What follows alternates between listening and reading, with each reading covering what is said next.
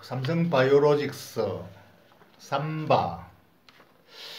또 한 방 맞았습니다. 그저께 검찰 압수수색이 또 들이닥쳤고, 이건 뭐 심심하면 한 번씩 검찰 수사가 또 나옵니다. 이 삼바 사태 분식이냐 아니냐를 가지고 지금 계속 대치하고 있는데, 이걸 보면은 자꾸 이소무한 생각이 나는군요. 옛날에 숲속에 늑대와 새끼양이 살았다.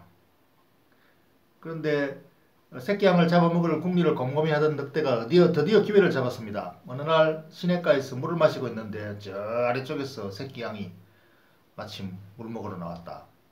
그래서 너 왜 내가 아래쪽에서 물 마시고 있는데 네가 위쪽에서 물 마시느냐 하고 시비를 걸었습니다.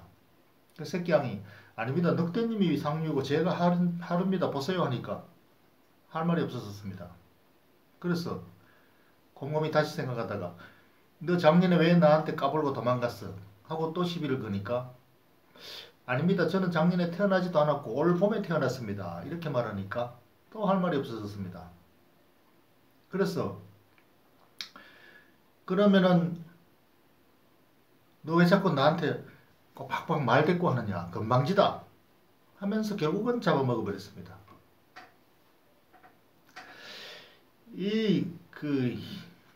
약한 놈이 힘센 놈한테 당할 수가 없는 거죠. 삼성바이오로직스를 최근에 한 석 달 전에 매수했던 지인이 분개를 하면서 하소연을 합니다. 도대체 무슨 철천지 원수가 적길래 삼성그룹을 이렇게 끝없이 괴롭히느냐. 왜 그렇게 분개를 하시느냐고 하니까 석 달 전에 내가 삼성바이오를 샀는데 이제는 모든 불확실성 해소가 된 줄 알고 샀는데 또 이렇게 또 그래서 분개를 하지 않을 수가 없다.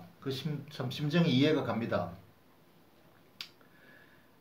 그런데 뭐 지금 결론이 아직까지 완전하게 난 것이 아니지 않느냐 하니까 무슨 소리냐. 뭐 모든 유관기관들이 다 문제가 없다고 하지 않느냐. 회계학회까지도 문제가 없다고 그러고 국제회계기준상 뭐 맞게 처리한 거라고 그러고 또 기업회계기준위원회에서도 뭐 문제가 없다고 그러고 담당 회계법인은 정상적으로 감사를 했고 그거에 근거해서 또 상장을 했는데 당국에서 문제가 없으니까 상장을 허락을 했고 그런데 상장 전에는 바이오에피스 자회사가 수백억짜리로 기재를 했다가 상장할 때 뭐 몇 조를 부풀려서 했다고 하지 않느냐 하니까 그러면 다른 기술 특례 바이오 회사들은 어떠냐. 자본금 2, 30억짜리가 상장할 때 4천억, 5천억에 상장하지 않느냐. 그건 왜 문제가 안 되느냐. 그러면은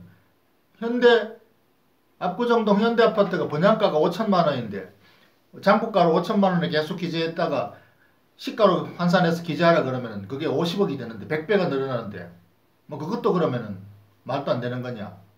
이렇게 분개를 합니다. 제가 들어보니까 뭐 그럴싸하고 수긍이 갑니다.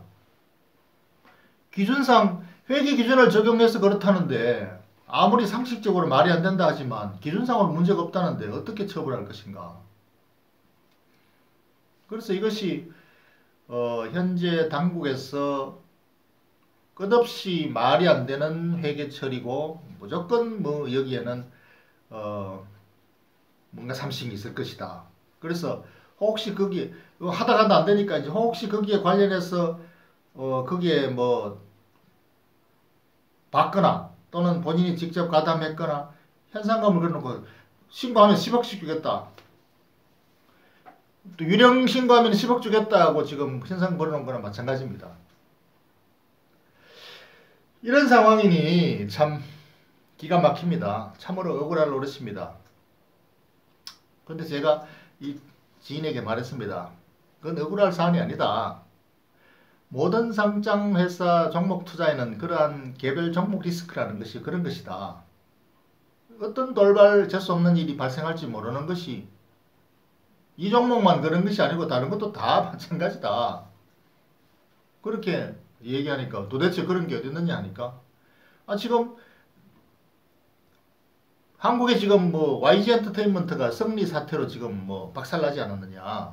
그리고 한국뿐 아니라 미국에도 지금 보잉사가 대형 사고 나가지고 모든 주문이 다 중단됐고 주가가 폭락해 있고, 페이스북도 지금 그렇게 잘 나가는 페이스북이 뭐 개인정보 유출 사건 때문에 지금 또 폭락해 있고, 그래서 이런 것들이 아무도 예상하지 못하는 돌발 변수고, 그걸 바로 개별 종목의 리스크라 그런다. 시장 상황하고도 관계가 없는 것이다. 그래서 거기에 대해서 투자자는 항상 전략을 가지고 가야 된다. 그 어떤 전략이냐? 그게 바로 분산 투자 전략입니다.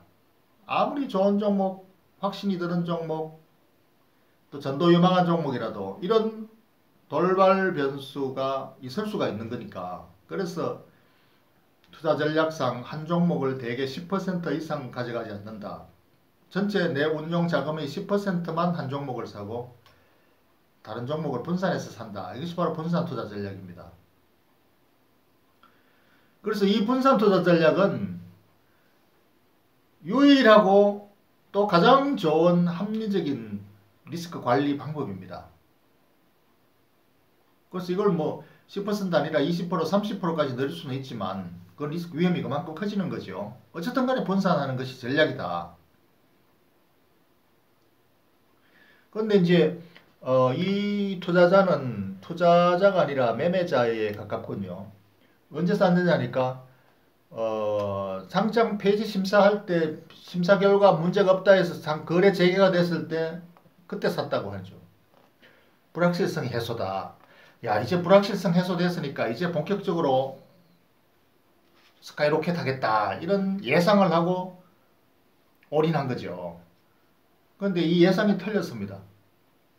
이때부터 지금 석 달간 주춤주춤 비실비실 하다가 드디어 한 방 맞고 지금 벼랑 끝에 섰습니다.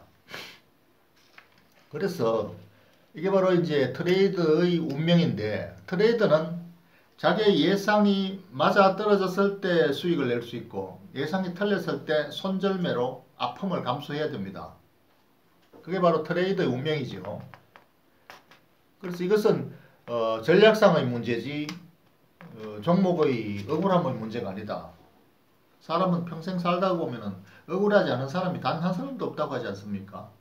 누구나 억울한 과정을 그 경우를 뭐 당할 수 있다라는 거죠.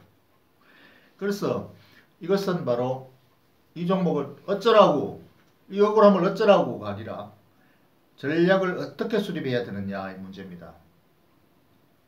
만약에 당신이 투자자라면 분산 투자를 하셔야 됩니다. 특히 바이오주는 변동성이 크고 돌발 악재 요인들이 많죠. 그러니까 그만큼 더 한정을 해야 되는 그런 분산 투자 전략이 필요한 거죠.